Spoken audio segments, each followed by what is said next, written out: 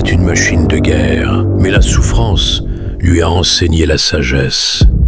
Il y a un homme, un guerrier, qui erre seul dans les forêts nordiques. Un homme marqué par le sang, la douleur et les regrets. Cet homme, c'est Kratos. Mais avant d'être ce père silencieux qu'on connaît dans God of War 2018, Kratos avait une vie, un passé, un secret si lourd qu'il a tout quitté pour l'enterrer. Alors comment un guerrier aussi légendaire, aussi dévastateur, s'est-il retrouvé seul, au milieu des terres nordiques? C'est ce qu'on va découvrir aujourd'hui. Kratos portait sur sa peau quelque chose d'inhabituel, des cendres blanches, incrustées dans sa chair pour l'éternité. Ces cendres ne sont pas un hasard.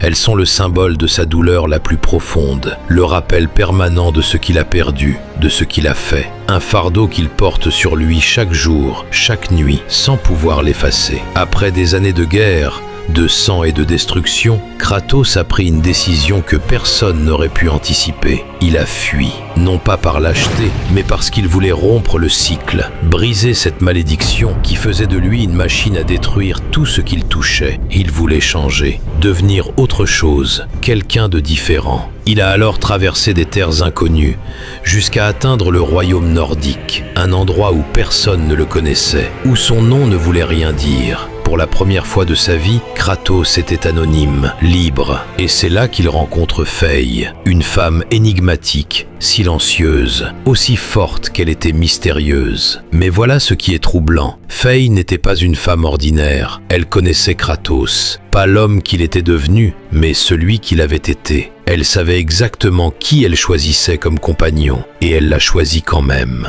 De cette union naît Atreus, un enfant fragile, souvent malade, mais d'une intelligence et d'une curiosité remarquables. Kratos regarde ce fils et voit immédiatement le danger, parce que Kratos sait ce qu'il est, il sait ce que son sang contient, et il a une peur profonde de transmettre sa violence, sa destruction à cet enfant innocent. Alors il choisit le silence, la distance. Il élève Atreus avec sévérité, sans tendresse apparente. Non pas parce qu'il ne l'aime pas, mais parce qu'il l'aime trop pour le laisser devenir ce qu'il a été. Kratos ne parle jamais de son passé à Atreus, jamais. Quand Atreus pose des questions sur les cendres blanches sur la peau de son père, Kratos détourne le regard. Comment expliquer à son fils d'où viennent ces cendres? Comment lui dire la vérité sans détruire l'image qu'il a de son père? Et puis Faye disparaît. Sa dernière volonté est simple, mais immense, que Kratos et Atreus dispersent ces cendres